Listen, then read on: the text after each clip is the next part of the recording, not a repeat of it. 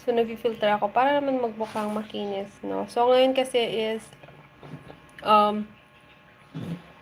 bago pa lang po kasi ako gumagamit ng aking produce na sabon. Ayan.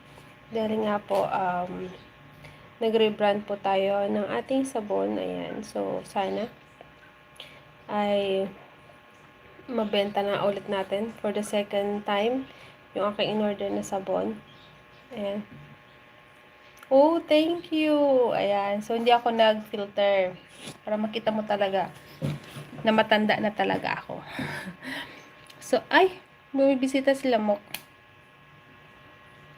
Pupunta siya sa landing places ko.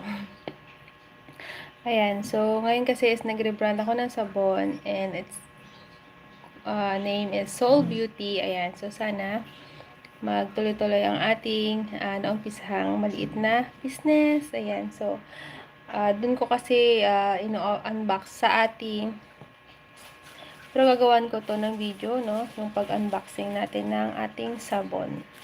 No? So, ayan, abang-abang. Ayan, at sana po magtuloy-tuloy ang ating pagbebenta ng ating mga sabon. Ayan. So, napakabait mo naman at bumisita ka sa aking channel. Ayan. Pero hindi naman ako nagtatagal talaga. Wala akong trabaho.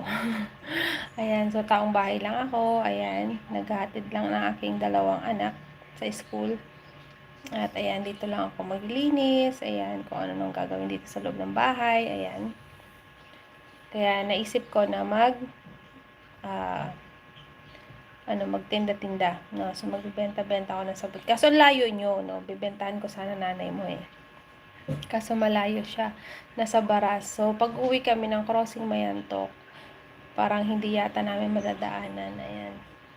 Dahil nga usong-usong ngayon ang pekas. Ayan. Kasi pag tag-init talaga, hindi maiwasan na nagkakapekas.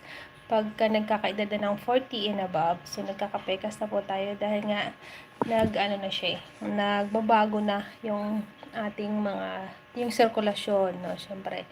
Kaya minsan napapansin natin nagkakaroon siya ng dark spot dito. Kaya ng kinagandahan ng aking nabili, na-rebrand na sabon dahil nga nakakatulong siya para mag-lessen ng mga dark spot and especially kasi dito, mga blackheads. Ako kasi nabawasan ng blackheads ko simula nung gumamit ako. Yun. Yung mga may buto yung kinain ko. Yung, di ba minsan napapansin mo dito parang may mga balat dito sa pisngi ng mga nanay, no? Di maiwasan yon. Ayun. So, nakakatulong yung sabon na na-rebrand ko para mag-lessen or mabawasan yung pagkapal ng pekas ng mga babae dito, no? So, ayun. And, iwas-iwas din tayo minsan sa mga ginagamit natin mga beauty products, no? Alamin din natin kung saan nanggagaling, no? Hindi yung porke mura ibibilhin natin, di ba? So, syempre, inaalam natin kung FDA approved ba siya, kung approved ba siya sa mga food and beverages, mga food, distributor, or product distributor, di ba? Ganon. So, hindi basta na gumagamit. So, ito kasi is gagawan ko pa siya ng video, kaya hindi ko pa siya maabuksan dahil nga gagawan ko siya ng video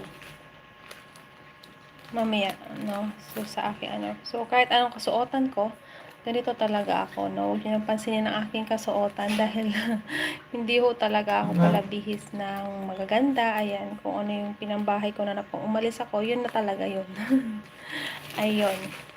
So, kakarating lang nung pangalawang order ko. Actually, nag-order kasi ako last January 18. No, so, 3 araw lang naubos na po yun. Nabenta ko na siya kasi nga mura at effective talaga. So, ayun. At ito na yung pangalawa kong order. Ayun. So, mag-unboxing ako mamaya sa akin. So, i-upload ko po yun sa YouTube channel ko. Please, visit na lang sa my YouTube channel. Ayan. Also, Mommy channel. At i-upload ko po to kung yung pagbukas ko ng aking produkto. Ayan. So, bago ko siya gawan, reels ko. Siyempre, inaabang-abang yan sa reels.